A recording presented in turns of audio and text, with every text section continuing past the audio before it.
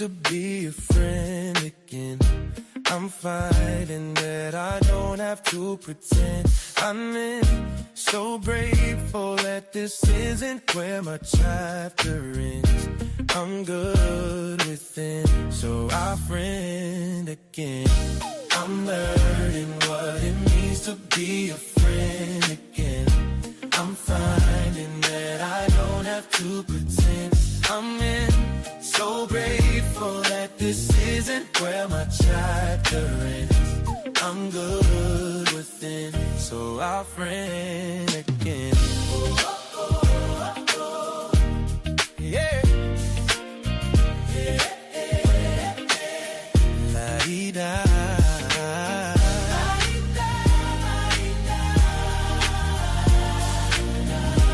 I'm good within, so our friend again.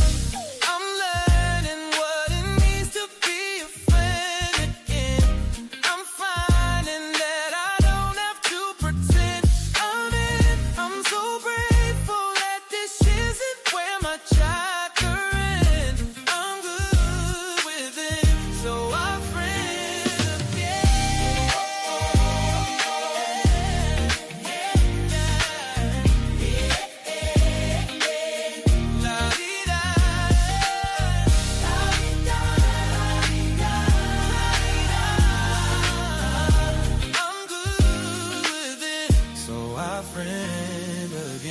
I've been burning like the candlestick lit on both ends, undeterred, and even though my back's against the wind, I draw power and abundance from the circles I'm in. I'm good within, cause I friend again. I've been burning like your candlestick lit on both ends, undetermined, even though my back's against the wind. I draw power and abundance from the circles I'm in. I'm good within, cause I friend again.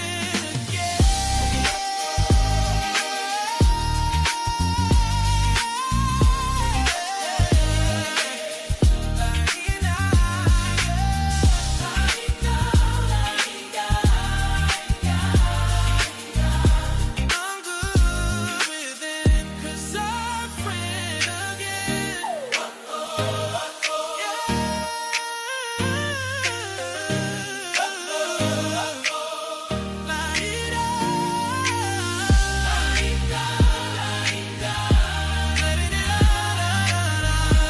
I'm good within, cause our friend again. I'm learning what Welcome in, everybody, on this beautiful Wednesday. That actually is one of my favorite songs available on Bridge City Music right now. And of course, that link is in the description. How are y'all feeling today on this beautiful Wednesday? The weather is definitely weathering today in Alabama. It feels every bit like the Alabama that I'm used to. So it's definitely feeling good, man. It's feeling good. It's so great to see you all today. Today's conversation is going to be a little different. So before we jump into it, I think this one is going to be good. It's going to give you some insight into me, into how I think about some things. But before you do, check this out, man. Did y'all know, like, we're still number one in the Entrepreneur of Impact competition, and we would not be this far if it wasn't for the support of the people in our community, the support of the people who support this channel, the support of the people on our email list. This has just been it's been a super validating journey.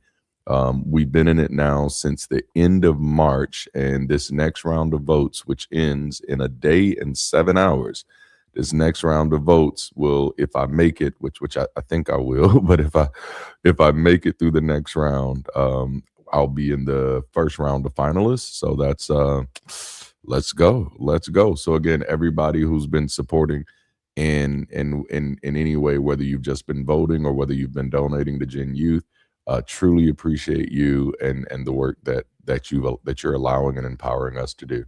You're helping us shape and challenge the narrative around non-belief, right?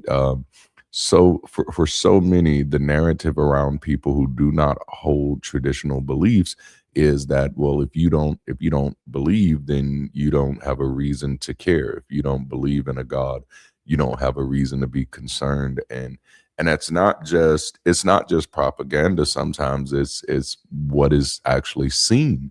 And so right now we're just being visible and being positive, being here to make a difference is helping us challenge that narrative. So thank you all for that.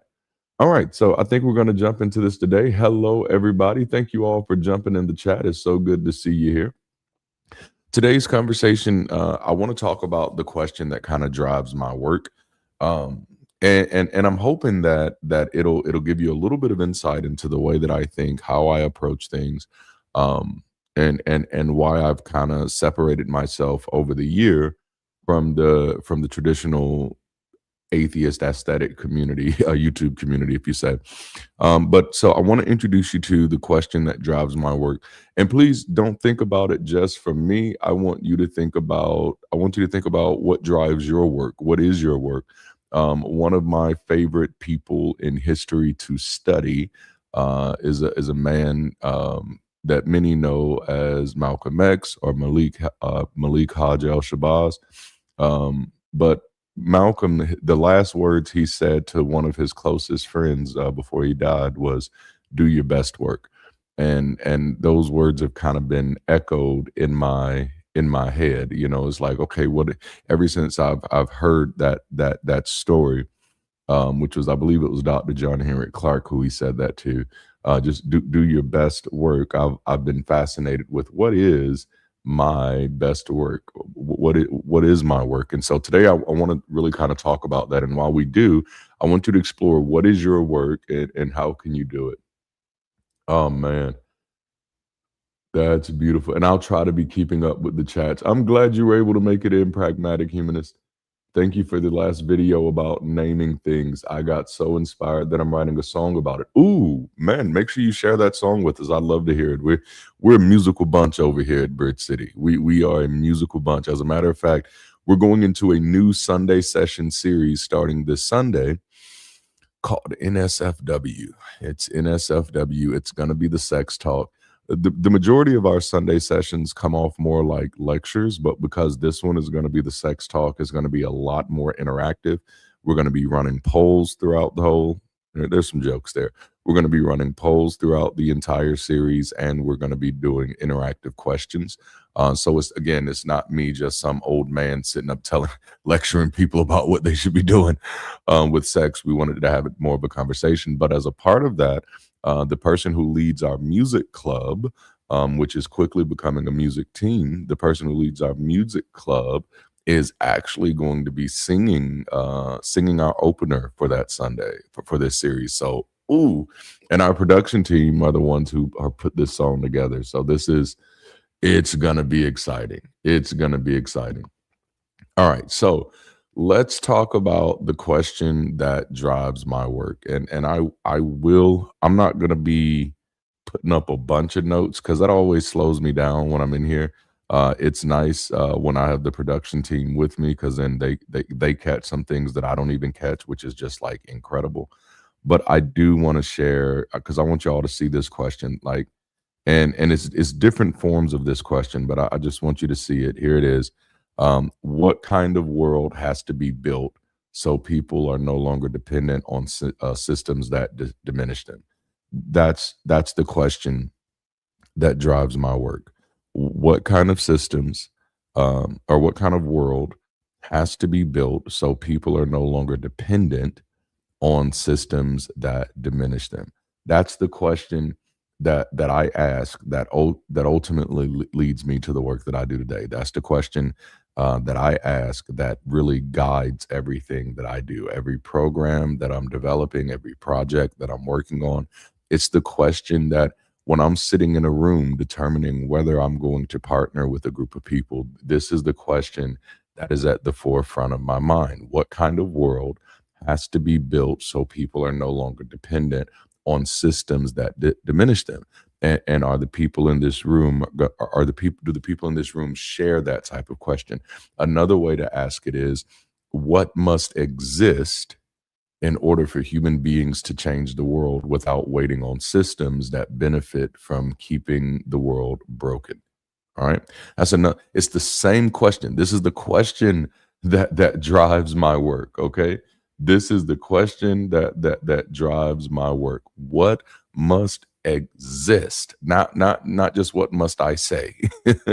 Not what do people need to hear. No, what must exist in order for human beings to change the world without waiting on the systems that benefit from keeping the world broken. Because I don't find that to be a logical exercise. Waiting for the people who benefit from the broken nature of things to decide to change it out of the goodness of their heart, I just don't think that's the best way forward. You know, I don't think that's the best way forward.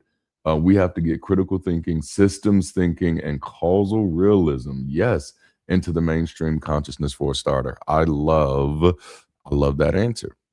I love that answer. So let's I want to give a I went through several phases of kind of getting an answer for this question, or different phases of answers for this question. What I want to use, and listen, y'all, we're gonna zig and then we're gonna zag, but I want to use the Alabama thought experiment to introduce you to the way that I've thought about this, and this is why I'm so committed to this work. Okay, so let me give you kind of a snapshot of where Alabama is. So Alabama's current situation as of 2026, I would describe Alabama as not just behind but underbuilt. Okay, and it's a paradox. So I'm not just gonna slam Alabama. I want to talk about this from the same type of framework, and we'll only be on this for about 15 minutes, but I think this is the best way to show you how I unpack this question and give you more insight into why I do the type of work that I do. So Alabama is absolutely, indisputably a top tier industrial powerhouse, but it is functioning on a very fragile social foundation. So the state is winning big at corporate recruitment. Oh my goodness, we're doing good. We're getting all types of new businesses to come and invest money in our economy, but at the same time, we're struggling to translate those billions into statewide human flourishing. Now, just to be clear, this conversation is not about Alabama, but we're going to flow with it. All right.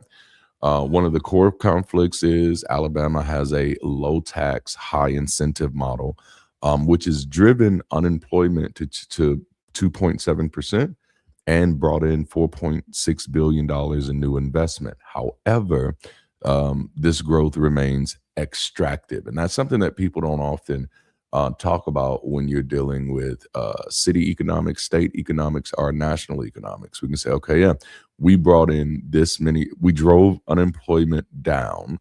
But the question is, what type of jobs are people having to take, and do those jobs pay livable wages? And out of the billions of dollars that came in, how many of those were actually invested in jobs? So, for example, even in my city, we have a project that our city will be investing billions of dollars in, and it will create effectively 60 jobs. And that may just be the way of the world. We'll see. But we have to be very careful about how much of the growth is extractive. So we have factories that are arriving, but the communities that are around them are still dealing with systemic poverty. Okay, so Alabama, now I just kind of gave you this high points. Yes, we're winning big and getting billions of money to invest here, primarily because of cultural rhetoric. But with all of that money coming in, Alabama remains the seventh poorest state. And so now I want you to think about that. You have 2.7%. Your unemployment rate sounds impressive because it's a 2.7% unemployment rate, but we're the seventh poorest state. So yes, that means unemployment is low, but underemployment is high. I'm just giving you a snapshot of Alabama so you see how I think about these things, right? And so the seventh poorest state, we have more than 780,000 residents, including 236,000 children who are effectively living below the poverty line. So when we talk about unemployment, we also have to talk about underemployment. We also have an institutional fragility problem where we have rural hospitals that are actually facing closure, right? We got rural hospitals, people who live in those rural areas that are where you got to drive, 2 hours to the nearest big city. Our rural hospitals are facing closure. Now that's a funding problem. It's a funding problem. These are hospitals. They're facing closure, and the prison system, yikes. I'm pretty sure you've seen the Alabama Solution. And if you haven't, check it out. But it's not the first documentary like that that's been done on Alabama prisons. It's not the first time people have called out the inhumane conditions of Alabama prisons. For the most part, we're not paying attention to how the population at large actually responds to these crises. We have an educational gap. Despite budget increases and school choice expansions, the statewide educational floor remains a barrier. This our state has been Republican controlled for a very long time, and the Democrats, for whatever they're doing, they're very active every 4 years. But when we're trying to get governors and public service commissions and people like those in places, for whatever reason, Democrats have not been able to organize themselves to create anything that's close to fair, balanced, and representative in this city or in this state. So the big point is Alabama is underbuilt, not just behind. Okay, so it lacks the missing layer, and this is where the twist comes in, of social infrastructure. All right, so that means like healthcare access, educational consistency, and civic trust. That's what's needed to support these uh, economic gains. So the idea becomes, all right, and this is where the thought experiment kicks in. The idea becomes, if I'm a part of a team that is working for the citizens of Alabama, and I want you to, wherever you live, whatever territory, state, wherever you live, I want you to think about it yourself as well. Like, no, if I'm a part of a team that is working for the citizens of Alabama, what would be my recommended approach after everything that I'm kind of taking in? I've lived in this state my whole life. And so this is where my mind goes. If poverty, low civic participation, weak rural infrastructure, prison dysfunction, underfunded public systems, and cultural divisions are only treated as unfortunate failures, then citizens, and this is just what I've seen, citizens will respond with charity, outrage, or voting every 4 years. But if those conditions, and this is where we're getting into it a little bit, we're going to take the slow burn here.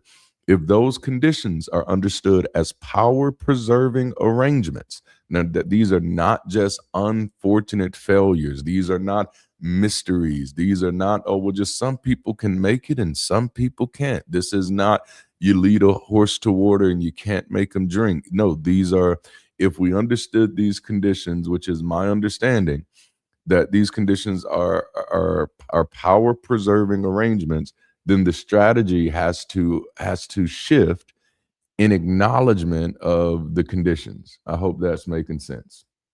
I hope that's making sense. Oh, Maryland, some of my old stomping grounds. PG, are you with me? But let's see here. Homes with original brick finishes. Yeah, most are livable. Neglect is the issue. The upkeep falls on the laps of generations who have no desire to maintain them. And I've seen that in the South as well. I've seen people lose generational property over really just maintenance issues. You know, Ooh, I like. Let me platform this real quick, mainly because I can see it. Democrats and Republicans are alike, and our ruling classes are similarly incentivized. So they put forward the illusion of division while quietly using the same advantage as their political counterparts. And I've seen that so often, which is Well, I've been disillusioned with politics for a very long time, and not just national politics, but even global politics at time. But that's a part of my journey was coming through, Black nationalism and Pan Africanism. You don't get to Black nationalism without first being disillusioned with the way the government that you're effectively a part of is running things, and so when I'm looking at this problem, and right now we're talking about Alabama, but we're really talking about a larger problem, and we're really dealing with the question of like what has to happen for change to happen, right? And right now we're saying, okay, instead of looking at problems in our communities, problems in our states, problems in our societies, instead of looking at those as unfortunate failures, the question is, what if those conditions are not unfortunate failures? What if those conditions can be understood as power preserving arrangements? All right. So I have 5 assumptions that I'm going to share. I should have put these on the screens. All right. My 5 assumptions is that poverty is not just economic suffering, it's a dependency system. Okay. Poverty is not just economic suffering, it's a dependency system. Man, I mean, I took my kids to a political event in our city, like maybe about 6 or 7 years ago, and it was one that was heavily targeted towards uh, the impoverished in our area. It is like, hey, we're going to give you free food, and the candidate is going to be here, but nowhere where they had this event going on do they have the policies of this candidate listed. Nowhere did they have their platform listed. Nowhere did they have, there was no type of conversation hosted. It was just, we want to get you registered to vote and remember who fed you today. And I don't find that to be responsible politicking. I don't find that seems to be purposeful. So my assumption is poverty is not just economic suffering, it's a dependency system. All right. Poor education is not just a school problem, it's a political containment strategy. These are my assumptions now. Lower voter participation is not just apathy, it's a democracy access problem. And that access is not just what's happening through the rezoning. It's not just what's happening through redistricting. It's not just what's happening with voter ID laws. It's what happens in the emptiness between presidential election. That, to me, that's a democracy access problem. I can't see any party being serious about political change if you're not educating your constituents throughout the in between cycles. If the only time we're showing up is when it's time to vote for our person, then we're actually, in my humble opinion, at that moment, we're actually doing democracy wrong. All right. You don't give me the candidate. The candidate is supposed to grow from us. Like, and that's just me. Now that's my Black nationalist days. All right. So lower voter participation is not just apathy, it's a democracy access problem. All right. People can't access a democracy they don't understand. They can't access a democracy that they're not educated about, especially if we keep telling people that it works one way and then it works another way, and then there's nobody there to hold it accountable. All right. So my 4th assumption, rural decline is not just neglect. It's abandonment that keeps communities desperate and politically manageable. Now, these are just my assumptions, all right? So poverty is not economic suffering, it's a dependency system. Poor education is not a school problem, it's a political containment strategy. Low voter participation is not just apathy, it's a democracy access problem. Rural decline is not just neglect, it is abandonment that keeps communities desperate and politically manageable. And the 5th one, prison dysfunction is not just administrative failure, it is a human disposal system. And sometimes you'll hear people talk about it almost to that extent, you know? So, what would be my recommendation? And again, this is all about, let me go back to my banners. Let me get to my banners. This is all about understanding the question that drives my work. What kind of world has to be built so people are no longer dependent on systems that diminish them? Or another way is, what must exist in order for human beings to change the world without waiting on the systems that benefit from keeping the world broken. I have a side eye towards anything that benefits from things staying broken. All right. That's what I'm looking at. That's what I'm paying attention to. That's how I measure things by. One of my former mentors who's dead today, but he was obviously a Christian pastor because that's what I was. But, we were the charismatic Christians. And so we did a Haradabashoto. We did all that stuff, the tongue talking stuff. And he was one of the first people I ever, heard kind of charge, the Pentecostals, like, make that Shanda Hunda mean something when people's lives are broken. And so that's one of the metrics that I live by. It's not how popular we are. It's not how much attention we get. How are we moving the meter when it comes to decreasing harm and increasing well-being? Okay. So again, those are my questions. Again, dang it, I didn't mean to turn the timer on. Darn it. Maybe I should have kept the timer on. But what must exist in order for human beings to change the world without waiting on the systems that benefit from keeping the world broken? Okay. Those are the things that I like to pay attention to. If we're benefiting from keeping things, if we're waiting from the people who are benefiting from broken things to fix those things, I think we're still in a religious posture. All right. So, and we're still flowing. My recommendation, what's up? My recommendation would first be, like, the public story would need to shift, and we're still on Alabama, but we're about to leave Alabama in a few. This public story would need to shift from Alabama is poor because Alabama is backward to Alabama is underdeveloped because power has benefited from keeping too many people disconnected, under-resourced, and politically disorganized. All right. And so the second shift, and this is where I want you to really pay attention to what I'm saying here. The second shift would be to build a citizen movement, not just a protest movement.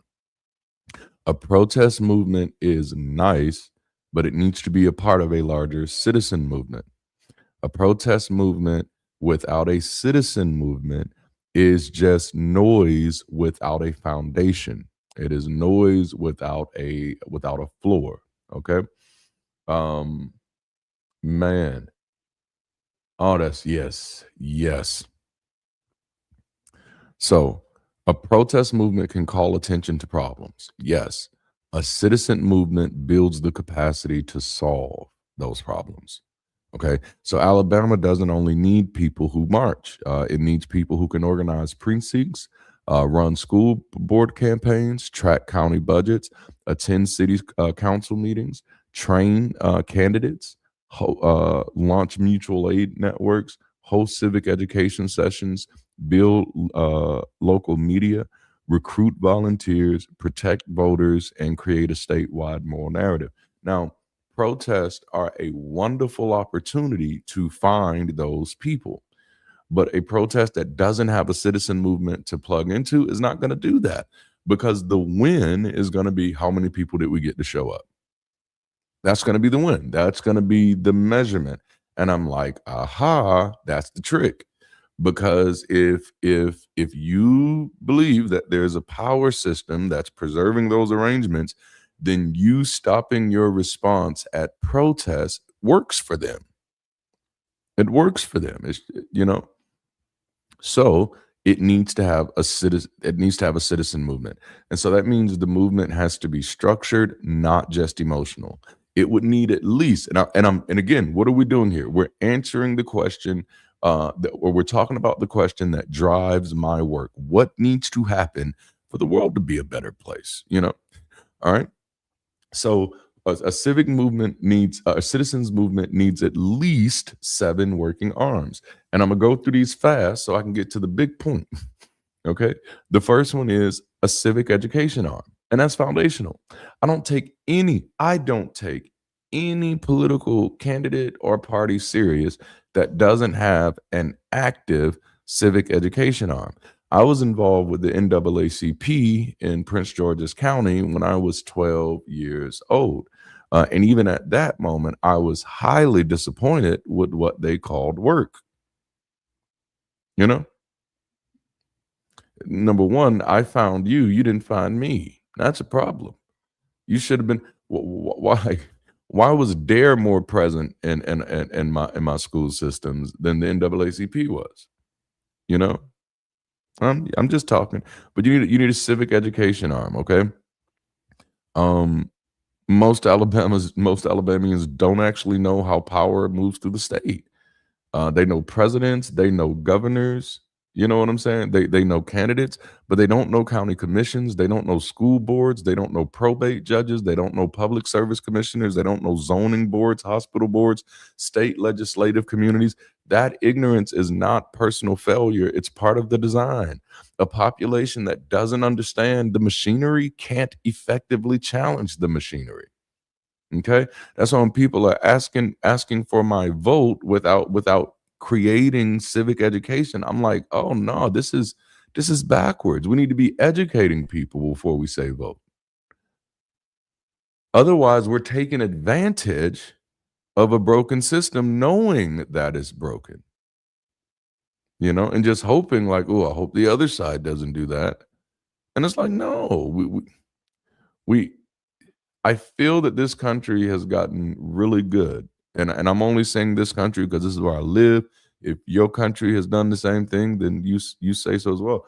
I think we've gotten really good at weaponizing ignorance and weaponizing loyalty. And when you combine those two, whole snap, do you get just some ugly stuff. Ignorance and loyalty they should not be in the same bed together. They should not. All right. So you need a civic education arm. You also need a voter expansion arm. Now, this is obvious, but it has to be more sophisticated than go vote. Okay. Man, like Alabama, and I don't know what your states are like, but Alabama has a participation problem, especially in non-presidential years and local elections. We continue to show low expected participation, and we're expecting it for the 2026 primary season, which matters because in Alabama, many of the races are effectively decided in the primaries rather than the general elections. You know, and so then these power preserving systems, they seem to love last minute enthusiasm because last minute enthusiasm usually fails. The counter is permanent civic presence, all right? Don't ask me for my vote every 4 years. Be doing the work to earn the people's vote all year, every year round. Every year should be voter education year. Y'all remember Pinky and the Brain? Hey, what are we trying to do today? What are we going to do today, Pink? The same thing we do every day. Try to educate the people, you know, because that's where the change comes. Number 3, a local candidate pipeline. I'm like, dang, what?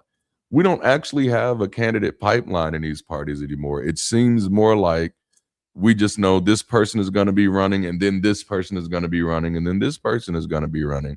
And it's like, I don't even think we're trying to get new blood in the political race anymore. The idea is like we already know who's on the racket, and that's the way it goes. No, we need a local candidate pipeline. We can't keep waiting for charismatic statewide, candidates to catch our attention and prove to us that this virtual stranger is going to do what we want them to do. No, a real movement needs to recruit and train candidates for everything from school boards to public service boards.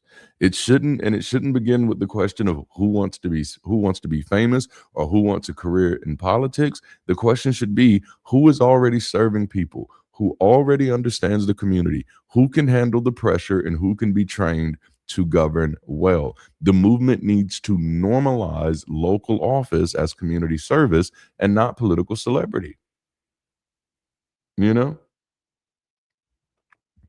Number 4, and this one is a big one, a public narrative arm, because We need a public narrative arm.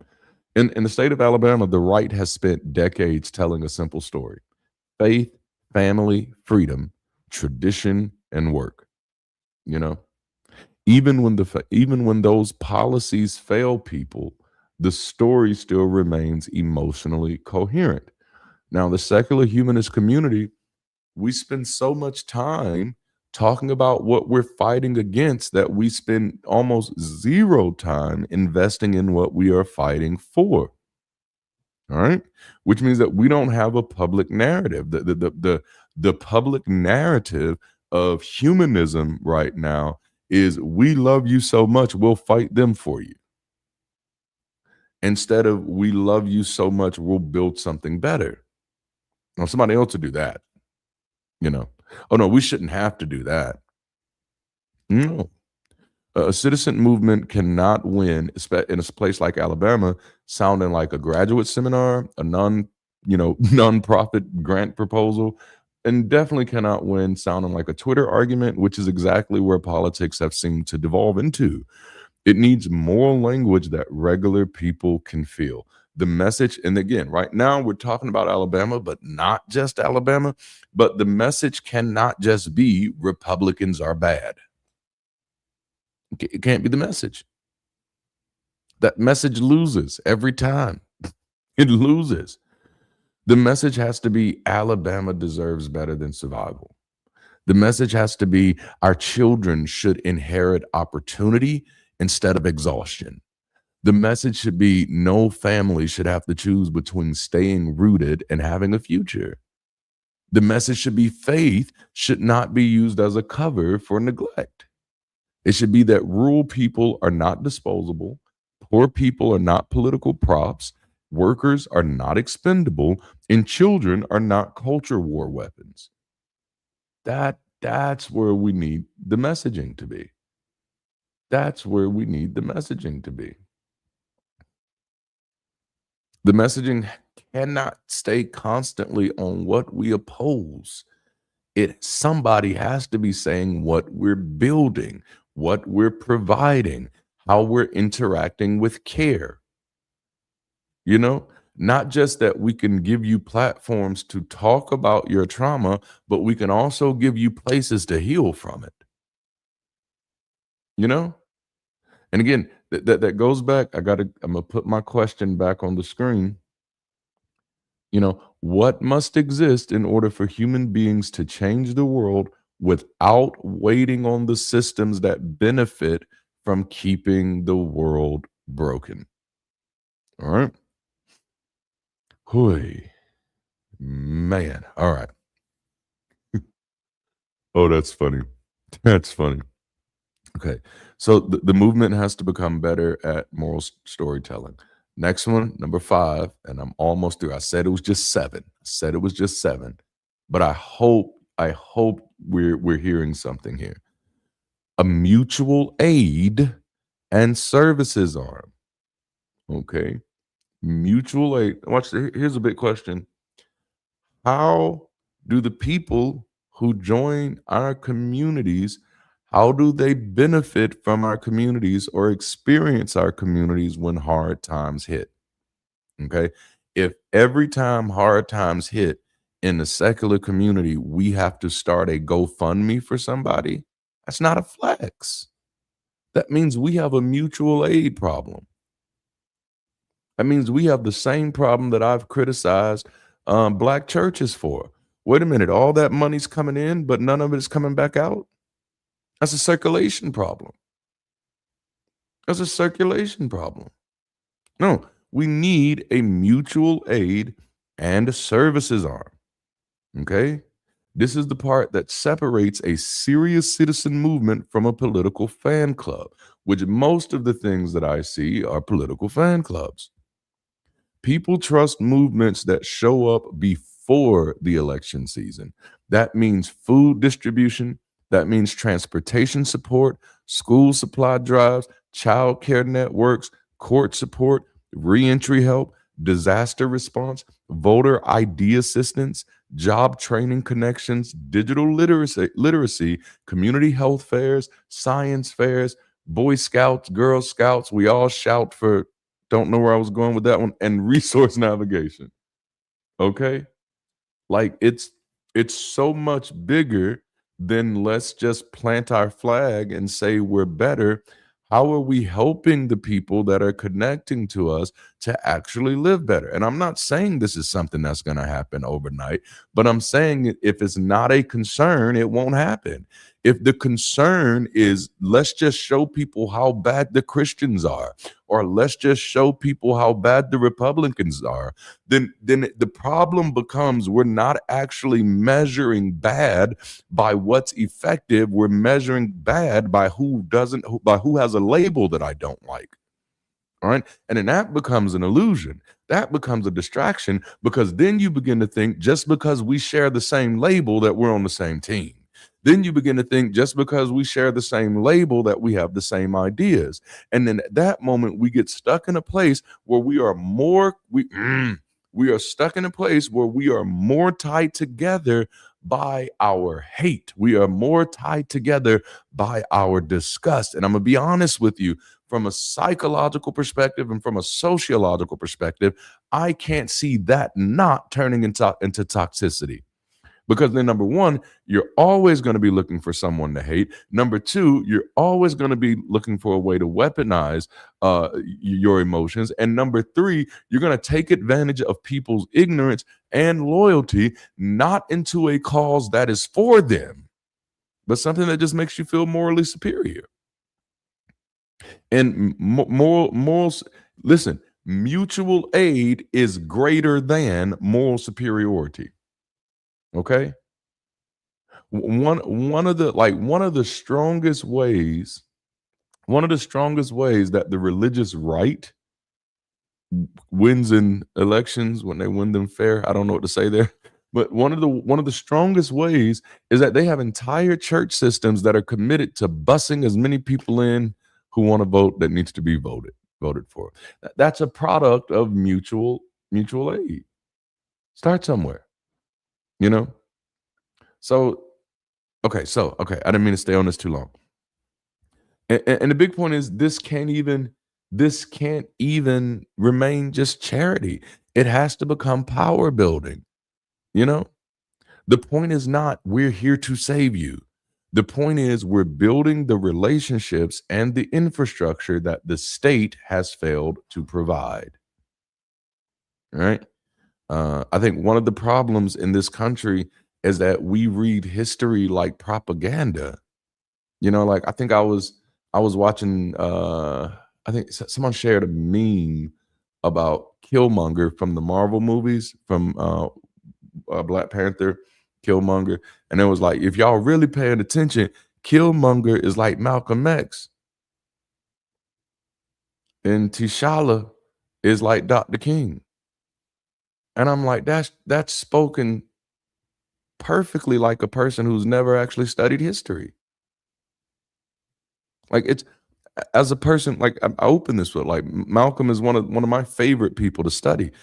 That's offensive to compare Killmonger with Malcolm X. That means you brought into the U.S. history propaganda that Malcolm advocated for violence and that Dr. King was peaceful. But I'm like, if you look at both of these people's history objectively, one consistently led his people to violence. Consistently led them to get their heads blocked off consistently. Another one consistently avoided violence. Okay? Malcolm was not pro-violence, he was pro-defense. And to limit his legacy to violence is just like, wow.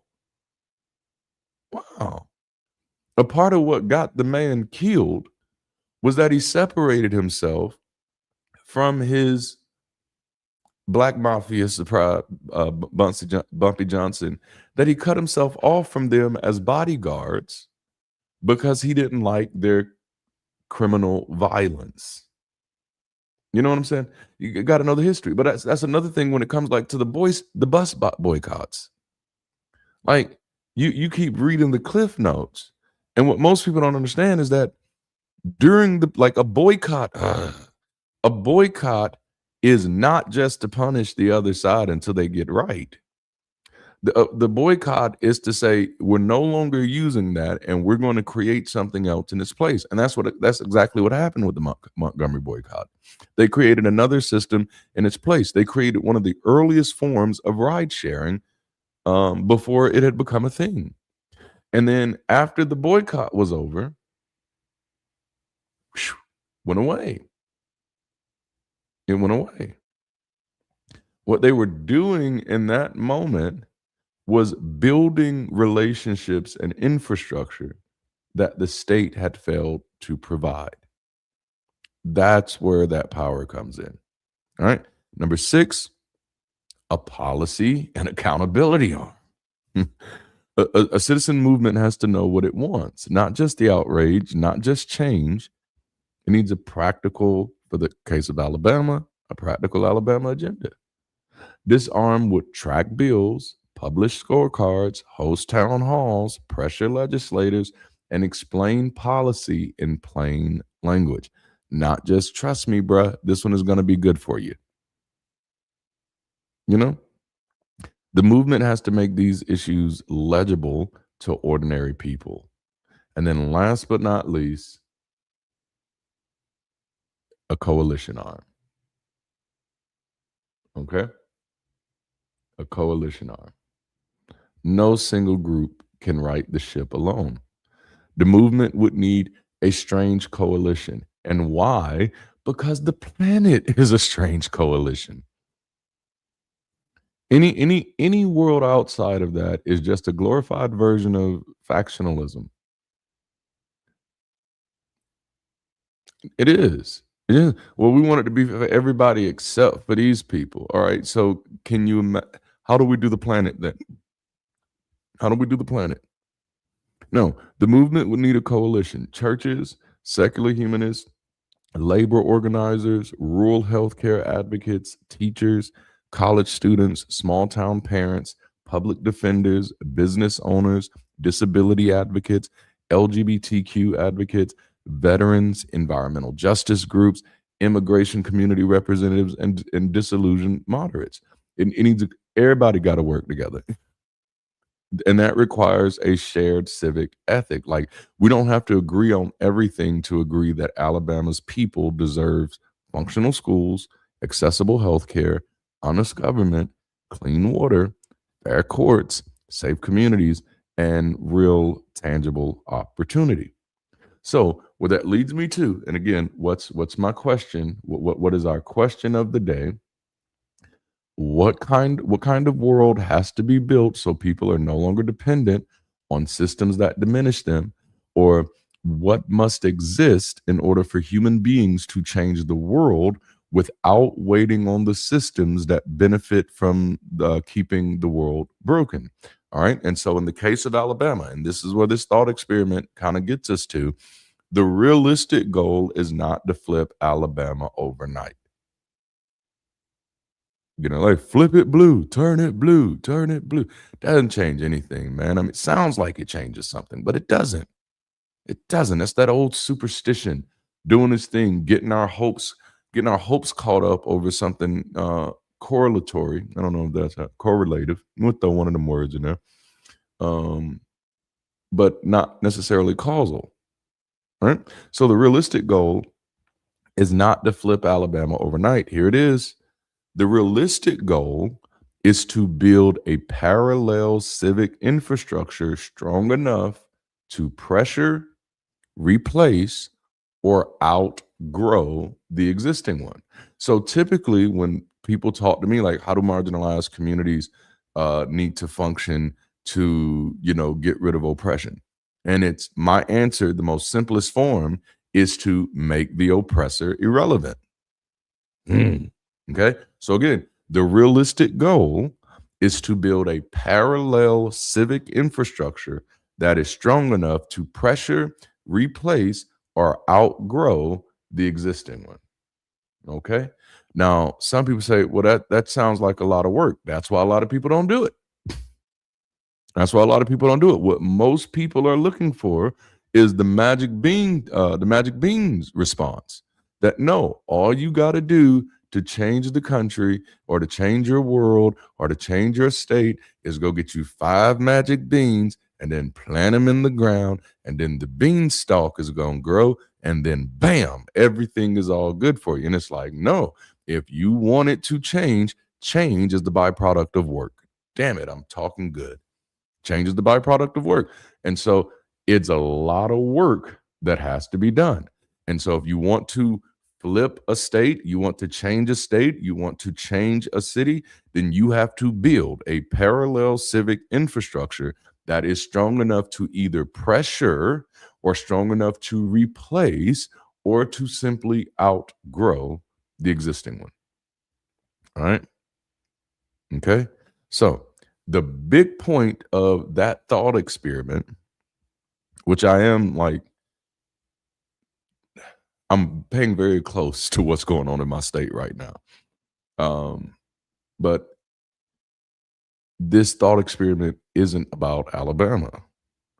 It's a way to help me better articulate what DLDD World Group is and why there are so many projects in Envision. It's because the question that drives my work doesn't lead to a simple answer. This isn't like, I hate to use a preachy thing. This isn't my career. This is my calling, type of thing. Or this isn't my career. This is what I'm compelled to do. These are the type of questions that compel me to get up and do something every day. It compels me to make content and do so in a different way. It compels me to do everything that I can to build Bridge City, even though people are like, why would you do that? Because the realistic goal, and watch this, is not to persuade every person. It is not to reform every institution. It is not to defeat every religion or win every political battle overnight. The realistic goal is to build parallel human infrastructure that is strong enough to pressure, replace, or outgrow the harmful systems. All right? That's the answer to what must happen to change the world. Oh, we have to build parallel human infrastructure that's strong enough to pressure, replace, or outgrow the systems of harm. Instead of expecting systems of harm to, fix themselves, we have to create parallel structures. And I don't think we're going to get it right the first time. I don't live in that illusion anymore. I don't think we're going to get it right the first 15 times. That's why I'm an advocate for as many people trying as possible. Get out there, experiment. Let's see what happens. Throw the spaghetti at the wall and see what sticks. That's what we're doing with Bridge City. All right. But it's also explained why my work looks like it keeps expanding. No, it's always been a big picture. See, for people outside when they look at DLDD World Group, and that's everything, that's the big umbrella thing. But they look at DLDD World Group or they look at Darante LaMar and they're like, okay, why is he doing YouTube? And why is he also doing Bridge City? And what the hell is Mastermind? And I didn't even know about Omniverse. And Windows Shop is him too. And they got courses, they got licensing coming up, they got Sunday sessions, they got secular holidays. Did y'all know they got a whole damn holiday?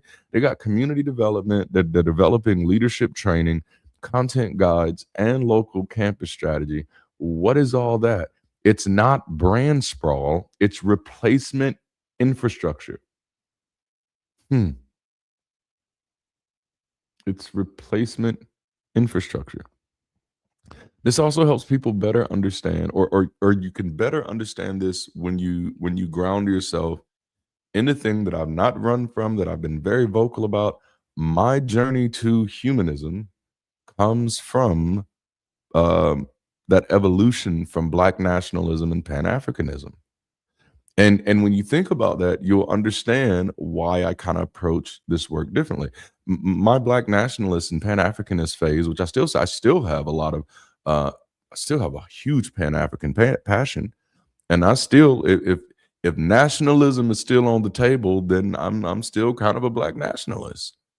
But my phase through Black nationalism and Pan-Africanism wasn't just some random detour. It was one stage in my search for, watch this, liberation infrastructure. Okay. So the questions that I was asking that leads me here is, how do oppressed people become self-determining? See, those are the type of questions that I was asking. No, how do we build for ourselves? If you read my book, Black Nonbeliever Next Door, you'll see where I started wrestling, or kind of went back to wrestling with some of this while I was in college. How do we stop waiting on dominant institutions to value us? Okay. This is why, like, one of the songs that I wrote for Bridge City is called Proud. And it's like, I don't beg and I don't bow. I may bend, but I won't stay down. Up off my knees, I'm standing proud. I'm not waiting on a dominant institution to value me, religious or atheist. I don't play those power dynamics with people. I refuse to put myself in that place where we're going to have that power dynamic, you know. Oh man, no. So these are how do oppressed people stop? How do oppressed people become self-determined? How do we build for ourselves? How do we stop waiting on dominant institutions to value us? How do we create enough internal strength that our survival is not dependent on our oppressor's mercy? These were the questions that led me to my work. All right. Which, so if you'll notice, that means I'm not really waiting for Christians to get better. That also means I'm not waiting for the United States government to get ready, to get better. Just like in the case of the Alabama thought experiment that we walked through, instead of me saying who needs to get better so that all of this changes, the question becomes, what do we need to be doing differently so that people can get better? So, like this past Sunday, which I had to cut it short, but this past Sunday, in the conversation of why you waiting, I ended it talking about, just trying to give people insight, is that my work doesn't exist to change people's minds. And I don't want to change it. I'm not trying to change anybody's mind. Number one, I think that's ineffective. Nobody changed my mind. I changed my own mind. So my goal is not to change people's minds, okay? My goal is to create spaces to make it easier for people to change their own minds. My goal is not to change people's minds. My goal is to create the resources and tools that make it easier for people to change their own minds. We're not changing minds, we're changing lives. Ooh, that felt like a whole bar right there. Like, you know what I'm saying? Like, no, that was a good high protein bar too. We're not trying to change minds. We're changing lives. We want to create the space that it makes it easier for people to change their mind. Because if what you don't understand is, these power preserving systems benefit from the way they benefit from you making it harder for other people to change their mind. Ooh, I'm reading a great book right now called Whispers in the Pews. It was sent to me by Bob Swanson. Incredible book so far. I'm still only in chapter 1, but incredible. All right. So this question that we've been opening up with, it's still the driver behind all of my work, because humanism just expanded the circle.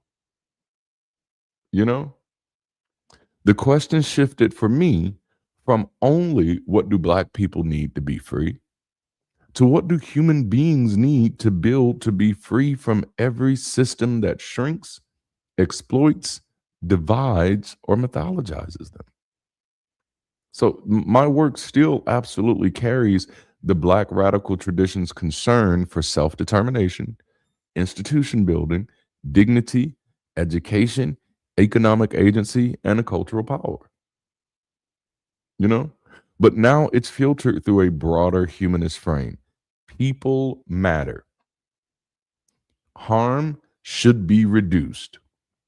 Well-being should be increased.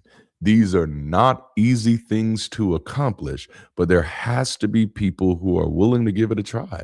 There has to be people who are willing to work at it on a sociological level, on a psychological level, on an everyday level. We can't keep leaving it up to the people in suits and lab coats to get all of the answers. We need to get involved in the lab of life and start experimenting with ways that we can start decreasing harm and increasing well-being day by day. We have to work together. We have to choose to associate over choosing to isolate. We have to choose to connect. We have to choose collaboration over competition. We have to choose collectivity over cynicism. Like, there's so many things that we actually have to work on, because it doesn't change unless we're creating spaces where we are working together to build something better, not just working together to tear down something that you're not even going to replace. That is not a flex. That's not a flex. We're going to destroy all of these systems. Okay, now where do our orphans go now? Mm-hmm. Mm-hmm. Yeah, we're going to destroy all of these systems. Oh yeah, let's get them. Let's get them good. Now, where do our at-risk youth go? I'm not saying the places they go now are great. I'm just saying I think we should be more concerned with the parallel human infrastructure, the alternative, if you will, the plan B. We're gonna destroy this, and I'm like, you don't even have to destroy that. Just build a better boat. You know? Yeesh. Ooh, that's where it starts. And so that's the question, and I'll throw it back on the screen. These are the questions that drive my work. What kind of world has to be built so people are no longer dependent on systems that diminish them? And what must exist in order for human beings to change the world without waiting on the systems that benefit from keeping the world broken? And this is why, if you'll notice in my work, there is there's an undercurrent in every video I do. And I've been getting increasingly more intentional about that. Is to remind people that at its deepest level, my work is not led by being anti-religious. As a matter of fact, ever since I've come out, I've been very clear that I'm not anti-religious. I'm anti-superstitious, and you can do with that, whatever you want to. But my work is not merely Christianity is harmful. I do believe Christianity is harmful. I think I've done a fairly good job of highlighting all of the reasons why, but to lock my work in that is just way too small. My deeper argument is that human beings are vulnerable to systems that convert uncertainty into obedience, that convert belonging into control, and that convert suffering into to profit, and identity into hierarchy. And I want you to notice, like, we all do this shit. There's one of the things that I often remind people is, like, please stop policing other people about things that aren't actually causing you harm. That's you trying to control that other person. Everybody who's trying to control anybody is doing it for their own benefit. But please always remember that people are ribbed for their pleasure, not yours. They don't know you. They've never met you before. Okay? So all of us are vulnerable to systems that will convert our uncertainty into obedience. You don't know, but do what I said. Or that will convert our belonging into control. Well, if you want to be here, you better do this. Or that convert suffering into private. Let's just make a whole bunch or into profit rather. Let's just make a whole bunch of content showing how bad things are. Let's make a whole bunch of content about trauma and this, not to help the people who have the trauma, but because this sells, okay? And identity into hierarchy. Well, who you are, how long you've been here, is what chooses your seat at the table. Religion is only one version of that, but it is not the only version of that. Politics can do it. Race can do it. Culture can do it. Capitalism damn show can do it. Nationalism does it. The internet does it. And atheist communities do it. We are all vulnerable to it. So I'm not picking a new tribe. I'm not picking a new team. I'm not picking a new faction. I'm not assuming that just because you're an atheist that you're safe, in the same way that I wouldn't assume that just because you're a fellow black person that you're safe. I need to know who you is, okay? This is good. And so this is why DLDD World Group can't, like, my work cannot only be an atheist reaction space. Number one, it produces very reactionary people. You know, like I don't like reactionary stuff. I really don't. Like, I'm not necessarily gonna stop you from being reactionary. I'm just not gonna hang out a lot. I don't like reactionary stuff. I don't. Like, no, how are we responding? So I'm not trying to build something that's reacting to everything. As a matter of fact, maybe about 5 years ago, I had started sharing content on my channel, and that's what I was doing. I was just reacting to things in popular culture, and my channel started growing a little bit, and I told my wife, I said, I don't like this. I don't just wanna be talking about other people's business every day. That's not who I am. I don't wanna be reacting to the news every day. I wanna be creating the news. "Oh, did y'all see that I was on the news a few days?" Okay, yeah. No, I don't wanna be reacting to the news. I wanna be creating the news. Yeah. Mhm. What's that song? "Let's give them something to talk about. Ba-da-da-da." I don't know if that's actually how it goes there, but that's how I imagine it in my head. No, let's give them something to talk about.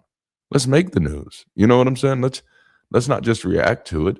And then I realized, like, for me, and it's just me, I drew a line, and it was a personal line for me. I'm not saying other people can't do it, you know what I'm saying? But for me, I was like, that's not the type of person that I want to be, where I'm spending my time looking at other people's lives from the outside in and making a whole bunch of decisions and having a whole bunch of opinions. That seems to be a waste for me. Now, maybe not for you, but for me, that just seems to be a waste of my intelligence. You know, and I didn't even like who it was making me become. Like, because there was one video of an old black lady, I mean, an old white lady, and she was probably senile, probably had dementia, but she was mistreating the help, and obviously the help in this case was a black woman. And I think it was like the first video I'd ever done that got over like 5,000 views, and I was just like, ooh. But then, and even though like I was spot on, I was like going off, but I was like, that's actually not who I am, though. Like that's I am more nuanced in my presentation to that, than that, and I allowed myself to get caught up just in that in one episode, get caught up in the rage culture, and I said, that's not who I wanna be." Now, I've noticed since I've started doing that in this space that it rubs people the wrong way. "Well, we thought you were gonna be our champion." No, that's that religious superstition crap. Nobody's here to be your champion. We're all here to be collaborators. You know? And as I say, cults aren't created from the top down. They're created from the bottom up. Anytime you're looking for somebody else to be responsible for you, you have all the mechanisms needed to turn a healthy community into a cult. We have to help people to stop looking for champions and start looking for collaborators.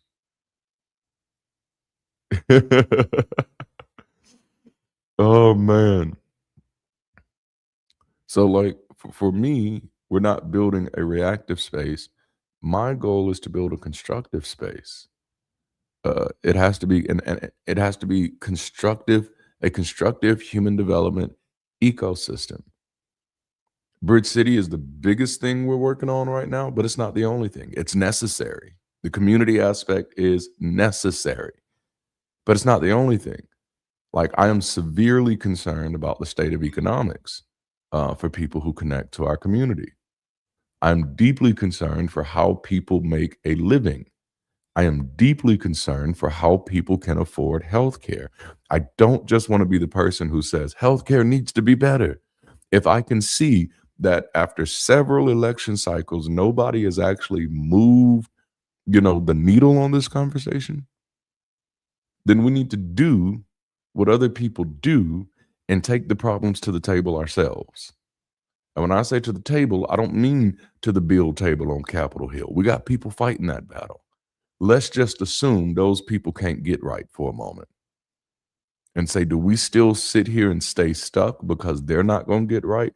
Or do we start finding a way to do what people do and start finding our own solutions to these problems? Well, I shouldn't have to do that. I would love to say that I agree with you, but I can't find that rule book that says what you shouldn't have to do and what you should have to do. Should and shouldn't always sounds like superstition to me.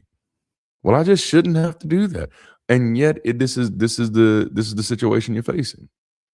You either start building what you need or you wait for the people who do not benefit from doing what you need to do it. That's not a good position to be in. It's not a good, but if we try to do it ourselves, what if we mess up? You're gonna mess up. You absolutely are going to mess up. But that's how you learn. You don't know enough right now to get it right. That's why you have to start somewhere. You don't have enough experience to knock this one out of the park the first time. That's why you got to get started. That's why you have to deal with the discomfort of actually trying to build community. Not a club, not another faction, but an actual community. A place where people know how to coexist.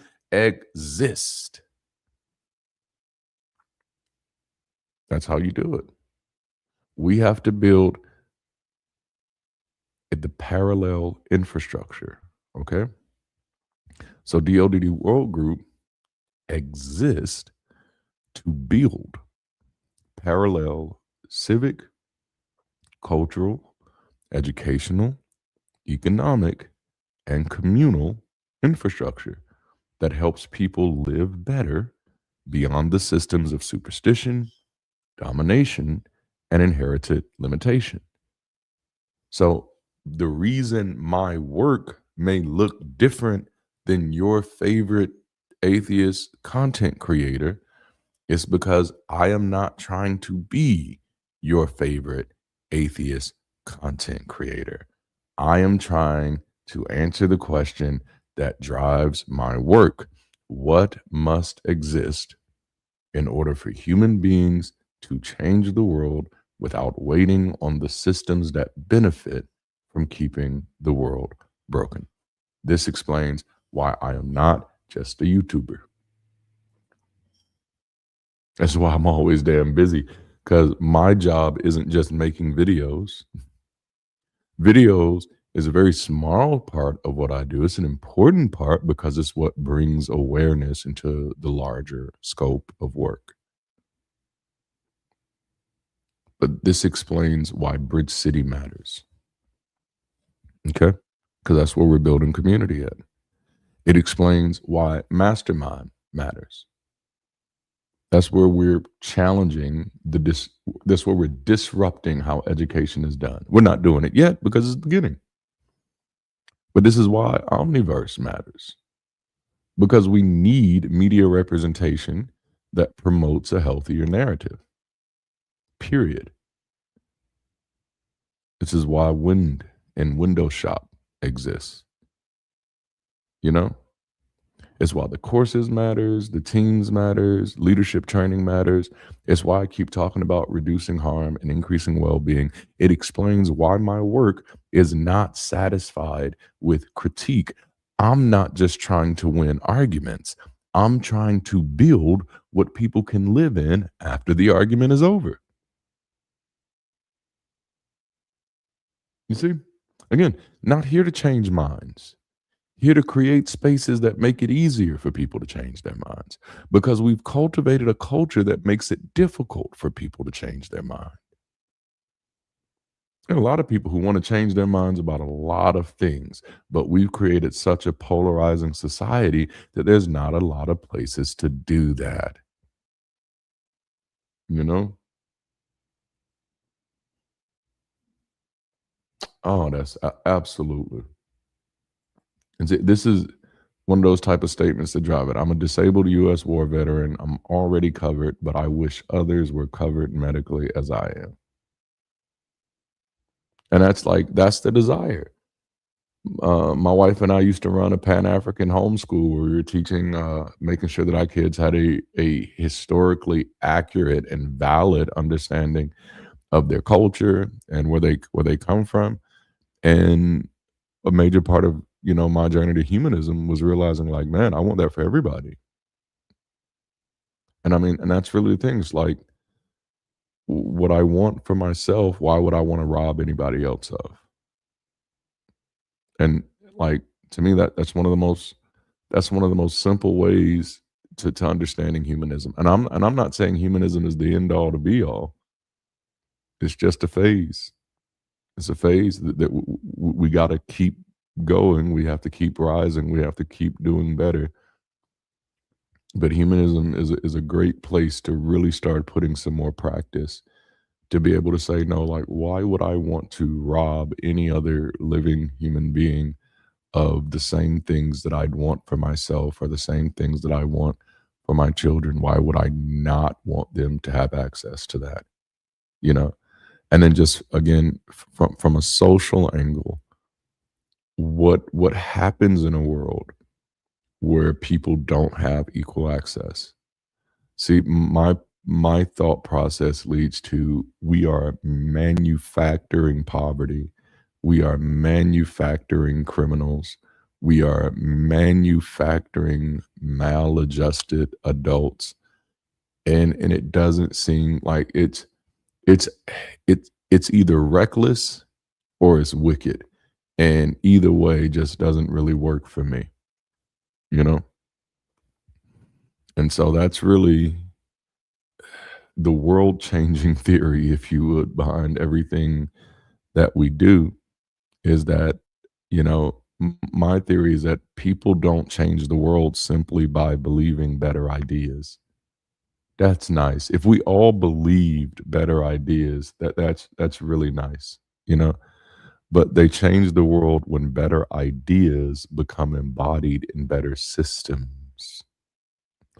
Ideas matter, but ideas without systems become inspiration. Systems without humane ideas become oppression. DLDD World Group is trying to merge humane ideas with usable systems.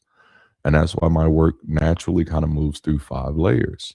Number one, narrative, helping people name what harmed them while imagining something better. Number two, community, giving people a place to belong while they work on rebuilding. Number three, formation, teaching people how to think, how to lead, how to relate, and how to grow. And that relate thing, that's why a major part of our mission at Bridge City is to teach people how to connect better. Because then you can't build better if you can't connect better. And you can't live better if you can't build better. So one of the personal flaws that we don't like to catch is how easily we allow things to interrupt the way we interrelate, you know? And then four, infrastructure, creating platforms, programs, roles, events, economies, and rhythms that help people do life. And last but not least, replication. Thank you. Designing models that can spread beyond a personality. That's the 5 layers that my work kind of goes through. This is my theory of change, if you will. DLDD World Group is a people-centered world-building organization creating parallel infrastructure for human flourishing beyond superstition, beyond domination, and beyond inherited systems of control. We are doing it through media, through community, education, commerce, technology, and leadership development. We are helping people live better while reducing harm and increasing well being across communities. We must, bottom line, we must build the infrastructure people need to live beyond the systems that failed them. Bridge City answers the belonging question. Mastermind answers the development question. Omniverse answers the narrative media question. Wind and Window Shop answers the economic circulation question. And Together We Can, which I don't talk about a lot, answers the civic social action question. DLDD World Group as a whole answers the the ecosystem question. And so for the final time of the day, I want to pose these questions to you.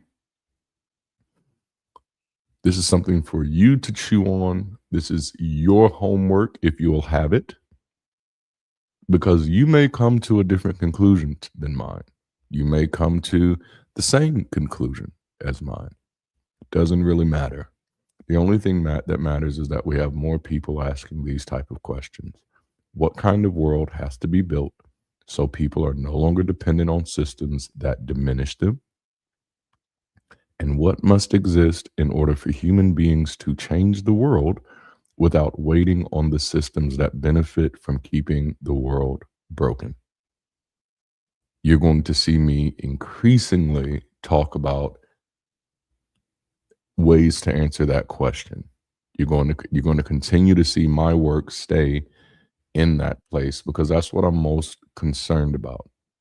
I think building that world, or doing the work to build those spaces, is what's going to give us the greatest chance or the greatest opportunity to actually reducing the harm of religion. But why just stop at reducing religious harm? Why not also be concerned about reducing political harm, cultural harm? Why be so upset when harm happens in the religious community, but not upset when it happens in the atheist community?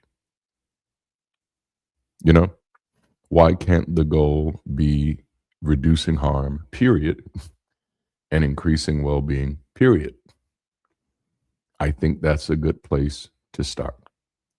And so thank you all for hanging out with me today. Thank you for sticking throughout this whole conversation.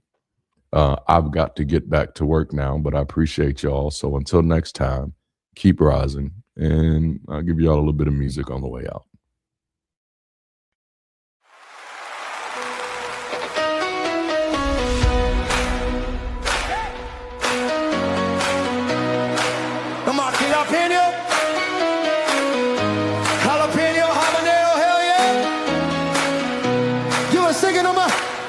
Jalapeno habanero, hell yeah. Jalapeno habanero, hell yeah. Jalapeno habanero, hell yeah. Jalapeno habanero, hell yeah. We can make it over anything when we focus on our liberty. It doesn't matter where we used to be. We're waking up and now we're breaking free. Jalapeno habanero, hell yeah. Jalapeno habanero, hell yeah. Jalapeno habanero, hell yeah. Jalapeno habanero, hell yeah. We can make it over anything when we focus on our liberty. It doesn't matter where we used to be. We're waking up and now we're breaking free. Jalapeno habanero, hell yeah. Jalapeno habanero, hell yeah. Jalapeno habanero, hell yeah. Jalapeno habanero, hell yeah. We are rising into victory, celebrating our humanity. It doesn't matter where we used to be. We're waking up and now we're breaking free. Jalapeno habanero, hell yeah. Hey, hey. Jalapeno habanero, hell yeah. Jalapeno habanero, hell yeah. Jalapeno habanero, hell yeah. Yeah. We are rising into victory, celebrating our humanity. It doesn't matter where we used to be. We're